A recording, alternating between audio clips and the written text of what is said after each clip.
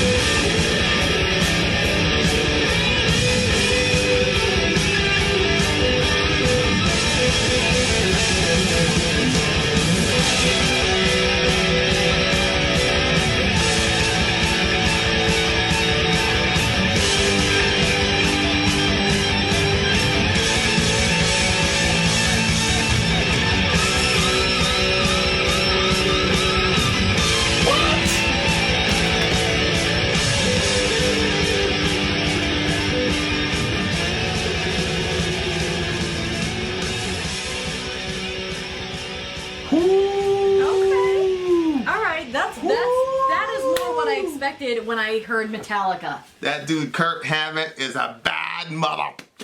He's bad. He's a bad man.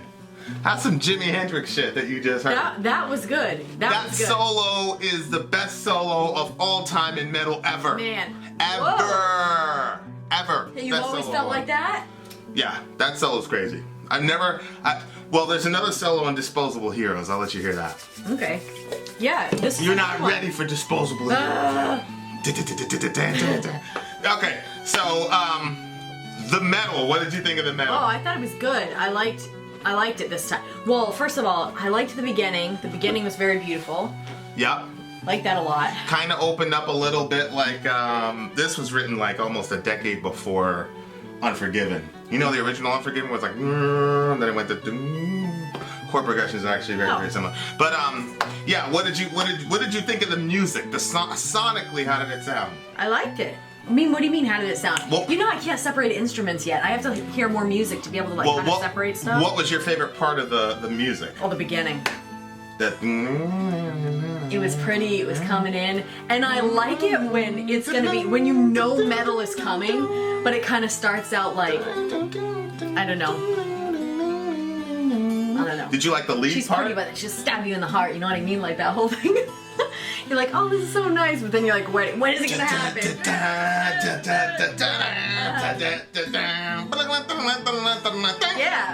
Yeah, that's I like legit. it. What did you think about the lead part at the beginning? So and then it was like. Oh,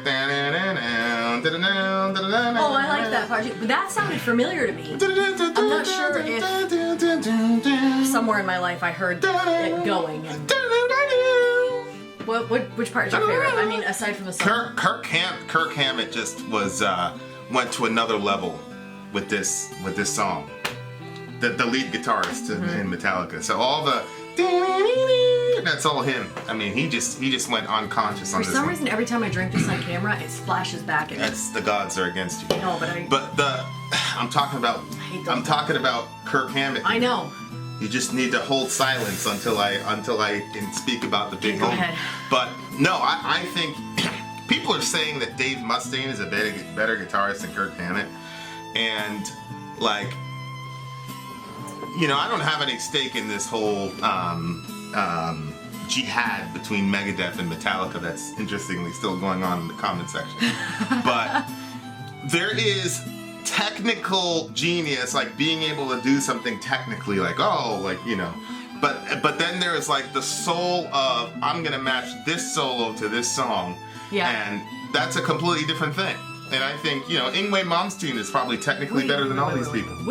Which Megadeth song? What's the name of it? Megadeth, the band that you don't like. That's what I thought you were talking about. Yeah, they're saying that Dave Mustaine. Well, there's a discussion because Dave Mustaine, the lead singer, is also a guitarist. Did he do it in that song? He was in Metallica. Oh. He was in Metallica and they booted him out and they replaced him with Kirk Hammett. Okay. So there's always a debate like who's better, Mustaine or Hammett. Wow. And what I'm saying is, Hammett knows just how to emote. In my opinion, from the few songs I've heard from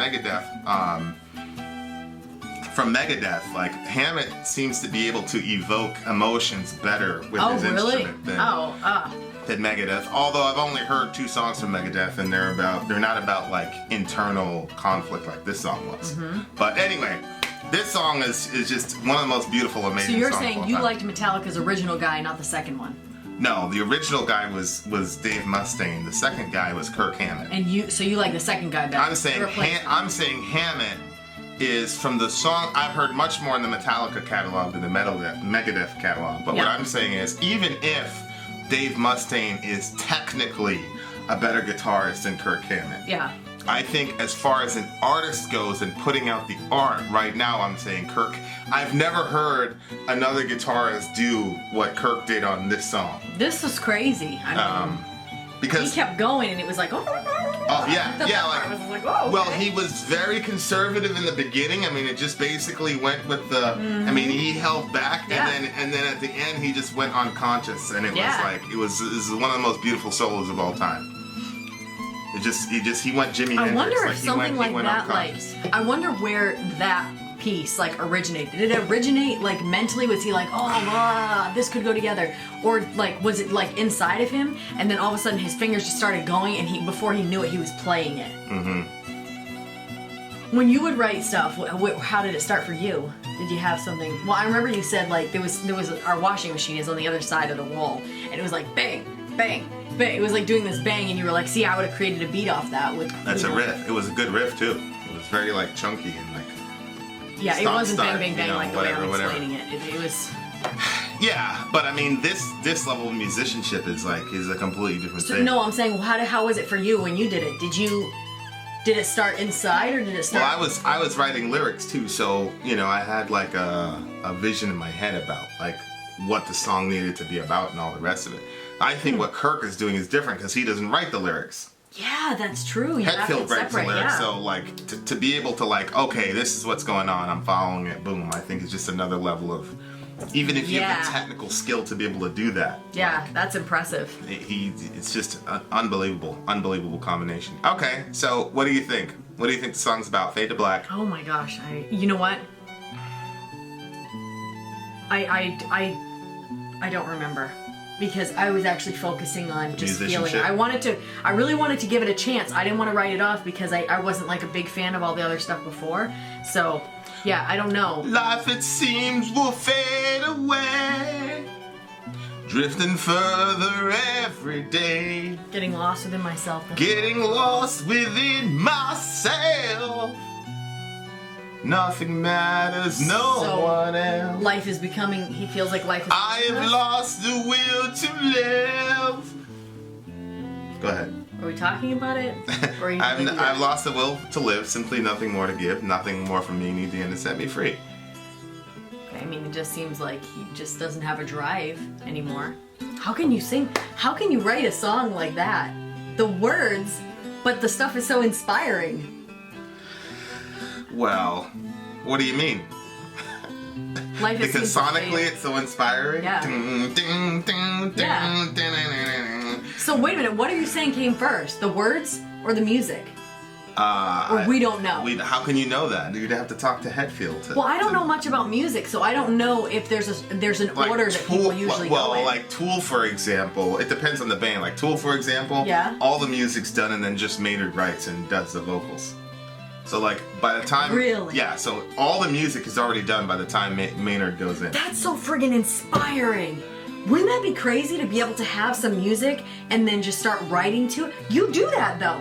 Oh, you know what that's like. I mean, I've done it, but not like Maynard. Okay. Well, I would write the music. Oh, you mean like to the beats and stuff? Somebody comes out with Tool level stuff, and then you write music to it, like words to it. That's like you just. Well, I don't know. Like I don't know because like would the Tool stuff be as awesome if you didn't have Maynard's vocals? Absolutely.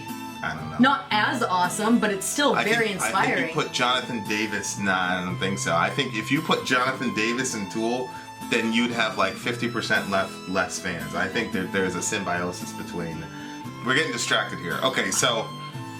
I want to have that conversation later. Lyrically, well, this is why we have the podcast. Lyrically, though, this is pretty straightforward. The guy's sick of his life. He's gonna kill himself or whatever. Yeah, emptiness is filling me to the point of agony. That's a brilliant line. Yep. That's a very, very good wordplay from a guy who is not the most intelligent writer. I'm not saying he's a dumb writer. It's just there's very few times when there's irony in Hetfield's lyrics, and that was an ironic line. Emptiness is filling me. Being filled with emptiness. That's pretty crazy. What was crazy to me though. So he's drifting into depression. What's interesting is that line, getting lost within myself, nothing matters, no one else. Wow. And I think that's a very insightful, absolutely, and risky line. Why risky? Because when I've been through it, you've been through it. When you're in the throes of depression, you really become a lot. And I'm going to say this in as careful a way as possible, but as a person, let me just say my experience with depression. I was diagnosed with major depression, and half my family is too. But when you are depressed, you become an eminently very selfish person, because your life becomes about you and how sad you are and how things are hard for you and how difficult the world is for you. And it's a very, very subtle form of self-worship almost. And I'm saying for me, this is how I experienced it. So when he says nothing matters, no one else, it's a really, really crazy. And then when you think about suicide and being through it twice, where a lot of people would characterize suicide as a selfish act, because you leave so much wreckage behind, and people who find you, and we know somebody who found her sister, and it was just crazy. Like, how could you do that to the people in your family? Right. And of course, from the other side, there is a ton of things that pushes a person to those situations where, on the one hand, I see it from so many sides. I see your selfish angle, but I also see these people are in immense amounts of pain. You know what I mean? What are you thinking? Well, I just think, I'm like going over the Rolodex in my mind of the different people that I've met that are depressed people and suffer with depression on varying scales. And you're right, and even in my own experience, although I do know one lady that before I realized that like depression was actually something like I was experiencing but didn't really like realize it, she would talk about that she struggled with depression and stuff. She's a very she's overseas right now, like serving people and serving children and stuff, and she struggles with depression on pretty deeply and stuff.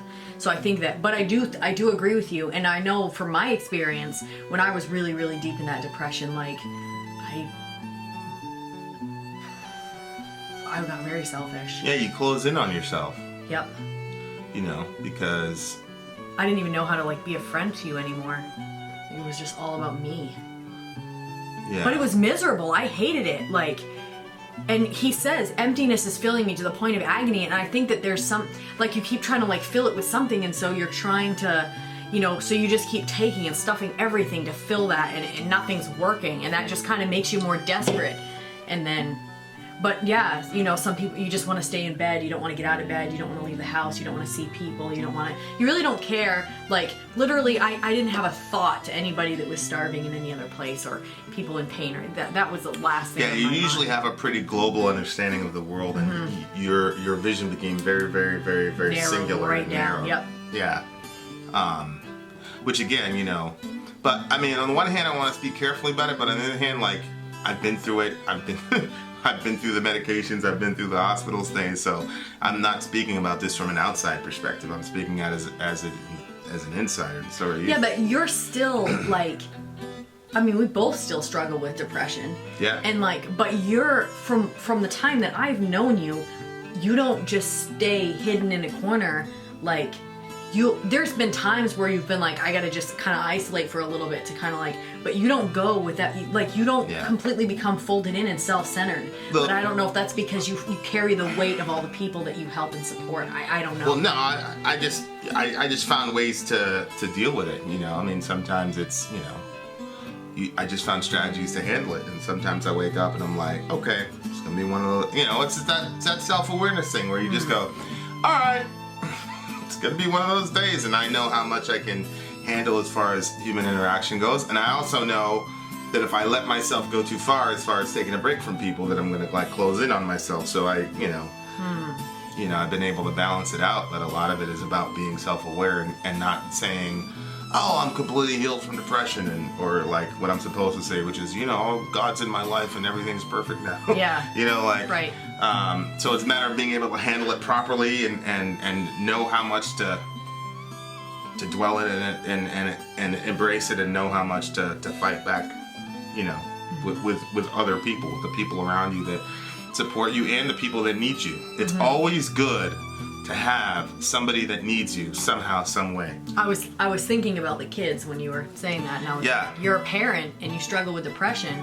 Yeah. It's hard to get out of the bed and pour the cereal and get the kids going, and sometimes you're but it's And that's why social media is so destructive, but it can also be very, very helpful. You know, like we've had people in the short time we've done this go, oh, you know, like this has been really good for me, and you know, I love hearing you guys. And you know, I always respond back by saying what you don't realize is that it's good for us to be able to talk to you guys. Yeah, they said, like some people said, it's a source of comfort. Yeah, it is for us, and it's good. It's for us too, you know, because it's being able to kind of ventilate some of this stuff and talk about it in a way that, you know. Yeah, and I feel like, even though it's like social media and you can't like, it's not like sitting in the room beside somebody, but in the same sense, it almost kind of feels like we are all sitting in the same room with each other. Right. And I feel like, I think that there's like, you know, some haters out there and some people that will say some sideways things, some gross things, or some whatever, some mean things. But I think overall, like, I feel like 98% of it is like love, like that, you know, there's a respect that we all have for each other. And I think that the more you guys watch our videos, the more you realize where we're coming from, and the more you realize that we want to know the metal community, the different people that are out there, and love and enjoy what you guys see in your music and stuff. Yeah, I was looking at this guy in a channel, and he had like 4,000 total views, and he's been doing it for a year, and he's got like, you know, like 26 subscribers. But the thing is that, you know, that's 26 people that want to see what he has to say on a daily basis. You know, he's got this little vlog or whatnot. And so when I say, you know, it's always good to have, you know, if you shoot a video once a day or whatever and say something positive, and like 7 people see it, you can look at that and go, oh, I only got 7 views. Or you could look at it like, I just said something positive to 7 people. Yep. You've always been like that, though. Because there was times where we would be at speaking places and you were speaking, and there would be so, you know, sometimes there's a bunch of people and then sometimes there's very few, but you never changed what you were saying because of the few or the many. Like, it was still... Yeah. I mean, the way that you talk about, like, when we're on here and like you like bring up some, you know, historical stuff or whatever, like the same inspiration that you have when we know thousands of people are watching this, who knows, maybe it'll be up to the millions at some point, but like the same way as when you and I are just sitting in the room and you're talking about it. Like, you don't change depending on how many people, like, you view it that way. Like, and that's actually one of my strategies for dealing with my own, you know, because it's like, I'm, you know, if it's a room of 100, I've been in a room of 100 people, I've been in a room of 7 people, you know, and so it's like, okay, you know, because then it's like, you're just doing it for selfish reasons. So like there's 100 people listening to me, then I'm gonna, you know, go out there because I feel better about myself because 100 people are listening to me, versus like, okay, 7 people. Are you gonna give anything to them? Are you gonna add any value to them? Or is there something that you can contribute? My point is, if you're stuck in a depressed state, and you feel completely alone, usually that's mythical that you're completely alone, but even if you are, you know, coming up and shooting a video on a cam and putting it out there and having 7 people look at it, you still got to have an outlet where you're contributing, and that helps a lot with depression. At least for me, it does. Not so much because it's like I'm gaining influence, but it's more of like you're able to help one person, and so it gives you sort of a reason to be around. Yep. You know. Yep. I think, you know, people would miss us if we didn't shoot these videos. So now you have a whole set of other reasons for, hey, you know. No, it's true. You know? It's true. And I think about that too, because I'm like, whoa, like we shoot 2 videos a day. Like, is this something that I can do long term, you know? And then I think about, it's not just about shooting videos. It's not just about reactions, you know? It's about conveying information and like putting the love out there, and then having people, you know, that say, you know, like, I don't know, saying names, but you know, when he's on his way to go visit his mom in the hospital and stuff, and we're like a source of comfort for him and stuff when he's on the ride, and like if there was a way for us to sit in the car with you literally and drive there, hey, like that would be cool. We would. Like, this is the way that we can do that, you know? Yeah. So yeah. And I think we got a lot of beautiful people in our village that struggle with depression, and you know, if I could tell you guys all the ideas that we have, it'd be an hour. But anyway, so that was really interesting, getting lost within myself. Things aren't what they used to be, missing one inside of me, deathly lost. This can't be real, cannot stand this how I feel. Seems like he lost somebody in verse 2. Oh. I'm missing one inside of me. Deathly lost. So he's missing one This person. can't be real. The denial that goes with when you lose someone. Yeah. Yeah. And it feels like hell inside. Ugh. You know, you have these people that are like your bridge between your inner hell and the outside world. Yeah. So in verse 1, there was like this, he's like lost within himself, right? And in verse 2, you can kind of see why. He's missing somebody inside him. And I think that other person kind of like... Was that bridge for them. Is that bridge for them. And that's one of the dangers of putting all of that into one person. Yeah. No, that's true. Because if they're gone, you're in a lot of trouble. That's true. You're in a lot of trouble. So... That's true. I mean, you could even say that about our channel, too. What do you mean? Like, people can't get, like, all of their, like, good feelings and comfort and stuff from us because if, you know, you have to find something outside of us, too, you know, to be able to draw from. But then it progresses to... Ouch. And it's true, like, I was me, but now he's gone. Like, his whole identity was wrapped up in this person. I don't know if he's talking about his mom, because remember, he lost his mom. And that was like a pretty traumatic time for him. I'm pretty sure there's a trilogy about his mom. But I do know, like, you do kind of, like, your personality absolutely shifts. Like, I'm a very different person after my mom died than before, especially if it's in a really traumatic or sudden, or, you know, his mom didn't die of old age and neither did mine, let me put it that way. So it's like, it definitely changes you. And it's hard to figure out how to, like, be, because it says things aren't what they used to be. And I think one of the things that I had to go through was to kind of go, yeah, and it's never gonna be like that. I'm never gonna be the person I was before my mom died. So you gotta accept that. You know, but a lot of people, like, want to cling to, and they're trying to, like, always try to get back to who they were, instead of realizing it's impossible. Wow. Like, your life is irrevocably changed, so now you have to change and be the best version of this new self that you are. Because if you invest all this energy in trying to go backwards and being who you were before, but that's the thing, is people knew you as a certain type of person. You know what I mean? Like, and the more and more people you have in your life, the more, like, you know, and people think they're being helpful by trying to get you to be that person again. I know. But you're not. You're different. I was just talking to somebody last night that had lost somebody very, very close to them, and they're struggling and having a hard time with it, and they're trying to move forward, but they're so sad and stuff. And somebody that's also close to them basically said, "Can you stop talking about the person who died, because it makes me so sad?" And I'm like, I understand where that person is coming from, but what a selfish thing to say. But what happens is you want somebody to get past it and not be so sad because it makes you so sad, and that's what's happening. But I told the person, I said, no, like, it's good for you to talk about it. I mean, it didn't even happen that long ago, so. Then he progresses. No one can See save this me. one? What? Growing darkness, taking dawn. Yeah. That's so sad, but really beautifully put. Because you think the dawn comes, okay, the sun's coming up, okay, we've got hope is coming, but the growing darkness is even taking over the coming dawn. What's that spooky line from Jesus? He says, if your light is darkness, then how great is that darkness? Right. Yes. Yes. Like, yikes. Wouldn't that be an interesting one? Spooky lines of Jesus. Yeah, Jesus' spooky lines with, you know, the little death metal things. Spooky lines of Jesus. Turn off your lights. Oh my gosh. We'll put the flashlight. Yeah. Then he progresses. No one can save me but myself, but it's too late. Now I can't think why I should even try. Yesterday seems as though it never existed. Death greets me warm. Woo! Now I will just say goodbye. It's good irony. This is probably his best lyrical. This guy's still alive?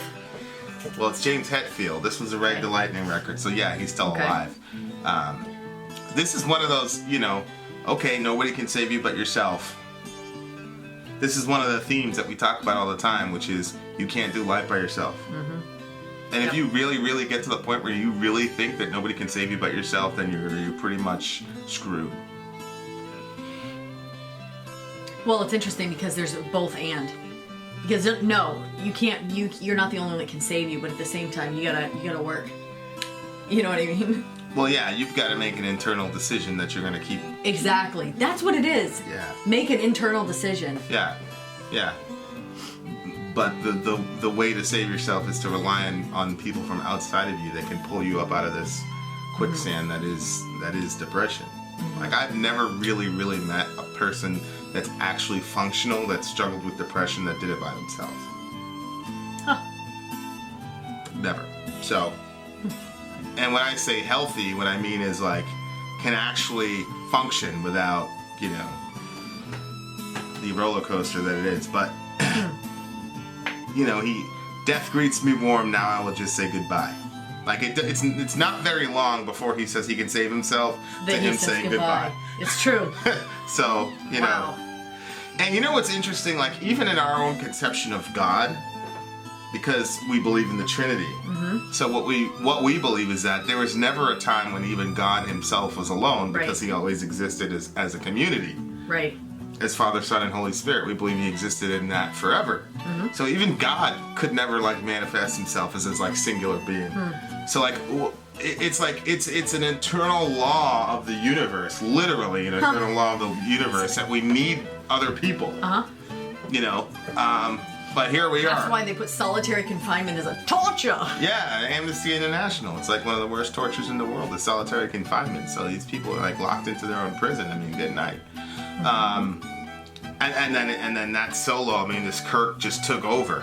The song doesn't really develop after that. He just says goodbye, and then there's a crazy solo.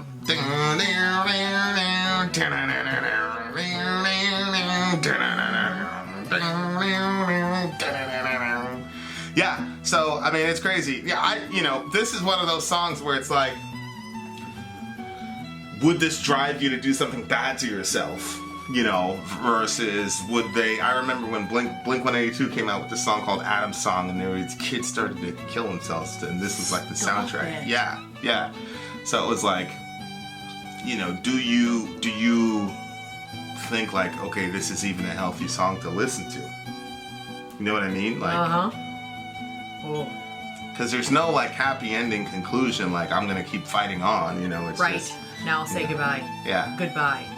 Yeah. My perspective is always, these songs help people. They give them an outlet to express their pain without actually going there.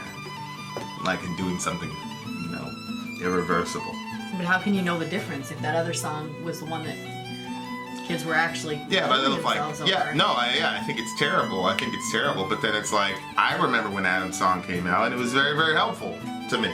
You know what I mean? Oh, okay. So, I mean, I don't know. Do you think it's one of those things like what? Remember how you said like, faith will if you have. What did you say? Yeah, if you have faith, if you have belief, a tragedy is only going to increase that belief. If you disbelieve, then if you're stuck on disbelief, then a miracle is going to increase your disbelief. Right. Do you think maybe it's one of those things where it's like, if you have it set in yourself that you're going to do it, like that's like, oh, here's my reason. Yeah. If you're like really struggling, I don't want to do that, I want to do that, then you can use it as an outlet. Yeah. My theory is that we're always going to do what our greatest desire is at a given moment. So if your greatest desire is to live, then you're going to find excuses to live. Mm-hmm. And if your greatest desire is to quit, then you're going to find excuses to quit. Mm-hmm. And that's why it's terrifying, because you can't control what people's greatest desires are in a given moment. Right. So, you can only be there for people and provide outlets for people and give people as many excuses to live as possible. And as many reasons to live as possible. Right. It's true though, but we change by moments. So in one moment, that's why you have some people that in a moment they go to kill themselves, but then before it actually is completely over, they're like, shit, I shouldn't have done this. Yeah. So wait some more moments if you feel despair. Well, that's the thing is, I've been in situations where I was like, you know what, just one more moment. One more moment. And this is where being a Christian becomes extremely handy. Mm-hmm. Because, it's like, all right, and you're talking to God, and maybe you're just by yourself and you're talking to God, and if you have that belief that God is with you, then it gives you a leg up for sure. Mm-hmm. If I ever really truly thought that there was a moment where I was actually truly alone, I don't know. I don't know how people do it. crazy to me. Yeah, but this, what? Yeah, it's a terrifying thought. Because I was like, thinking, I've never actually had that either. Yeah. Like I've expressed, I'm all alone, you know, journaling and stuff. I'm completely alone, but I've never been all alone. It's never ever happened. Yeah, there was not a moment of conscious thought in your life when you actually really felt like you were alone. It was just my emotional. Well, what I'm saying is, like, even if you felt bad or whatever, Yeah. like, you knew that God was there. Like, he didn't. Oh, well, yeah. Yeah. But it's like. I'm talking about being alone, not having friends, not having family, and not really having, yeah. believing or whatever That God's not there either. that there's literally nobody there. When I That's told crazy to God me. I'm alone, it was, you're not doing exactly what I Well, you want. told You're him- not comforting me in the way I want you to. Well, you told him that you were alone. You were still talking to him. Obviously, he was close enough to hear you. Right. So how dare you leave me alone? Right. Right. Yeah, so even when you're saying that to Yeah. God that you're alone, that's the number one indicator that you're not. You know? Oh man, okay. It's those people that you know, it doesn't even occur to them to tell that God that they feel lonely because they don't think he's there. That's being Wow. alone. And that's what I'm saying. I don't know how those folks do it. I tip my hat to you. Okay. And I What? send my heart to you. You're such a baby. Well, it's sad. You're such a baby. Just tip my hat. What do you rate this song? Oh, you know what? I'm gonna go 8.5 or 9. I'm at 8.5. Stuck for Love. What? This is a classic song. This Oh. is a 10. Yeah. Oh, really? This is a 10 for me. You know what? I think you're a Metallica person because you. I'm an old Metallica person. Yeah. Absolutely. There's Yeah. no mystery to that. What are you talking about? This is a classic song. You know, that now you see why I didn't like Country-alica. Oh yeah. I don't have a That's problem what's with a slow embarrassing. song. I don't have a problem with slow songs. This was a slow song. But, you know, It was beautiful to be in. this I is a really beautiful. liked it. And you only gave it an 8, Allahu Akbar. 8.5. Give it a 9. Why? Because I want the. Okay, I'm gonna give it a 10.5. We'll play the beginning from it again, and then I'll give it a 9. You're ridiculous. All right, 8.5. Well, but 10, you know what it is? It's 18.5, 9.5. I would give it a higher if the lyrics were different. It's just, What do you mean if the lyrics were different? you know how I am. No, I don't They're know how sad. you are. It's a sad song. It's I supposed to know, be. but some of the stuff is sad and poetic, and I didn't see a lot of poetry. Emptiness is filling me. Yeah. Growing darkness taking dawn. What are you talking that part about? was growing I darkness was taking- me, now he's gone. Speaking in the first person and going to the third person 8 in the same and a line. half. What a brilliant 8 device. and a half. I'm All not right, gonna so- change because of your bullying. 18 and a, so that's 9.25 is the score for Fade to Black, which was one of the most amazing songs in all of metal history. You're a sad individual. And also a But terrible... I'm not alone. Oh, you should be! Stop that. Vin out! Sorry,